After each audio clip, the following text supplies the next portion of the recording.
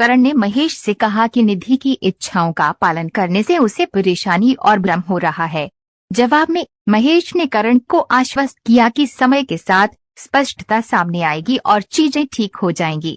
वरुण गलती से गिलास तोड़ देता है। शोर के बारे में पूछताछ करते हुए रोमा ने उससे पूछा कि क्या हुआ। वरुण ने खुलासा किया कि किसी को मेहंदी कार्यक्रम के बारे में पता चल गया था। चिंतित होकर रोमा पूछती है कि क्या समारोह अब भी होगा। वरुण बताते हैं कि किसी भी समस्या को रोकने के लिए उन्हें हस्तक्षेप करने की जरूरत है। प्रीता लैंप को ठीक करने के लिए सीढ़ी पर चढ़ती है। करण ने नोटिस किया और याद किया कि कैसे वह एक बार उसी सीढ़ी से गिर गई थी। चिंतित होकर वो उसके पास दौड़ता है और सीढ़ी को स्थिर कर देता है। वह उसकी हरकतों पर सवाल उठाती है, जिस पर वह जवाब देता है कि ये उसकी सुरक्षा के लिए है। साथ में उन्होंने सफलतापूर्वक लैंप को ठीक कर दिया। जैसे ही प्रीता नीचे आती है, उसके दिमाग में उनकी पिछली बातचीत की यादें उमड़ आती हैं। उसकी मदद के लिए आभारी होकर वो कबूल करती है कि कभी कभी ऐसा लगता है जैसे वे उसे सदियों से जानती है। वह उससे पूछती है कि क्या वह उसके विचार साझा करता है। वह जवाब में सिर हिलाता है। वह घर और उसके निवासियों से परिचित महसूस करने का उल्लेख करती है। राखी उनकी बातचीत सुन लेती है और प्रीता को तैयार होने के लिए कहती है, जिससे करण उसे सूचित करता है कि उसने उसका पहनावा उसके कमरे में रख दिया है। प्रीता अपना आभार व्यक्त करती है और चली जाती है। दलजीत का परिवार आता है, जबकि बीजी को लूथरा परिवार से मिलवाया जाता है। शौर्य जासूस के कॉल का जवाब देता है, जो बताता है कि वे करण पर नजर रखते हुए घर में एक वेटर के रूप में गुप्त रूप से काम कर रहा है।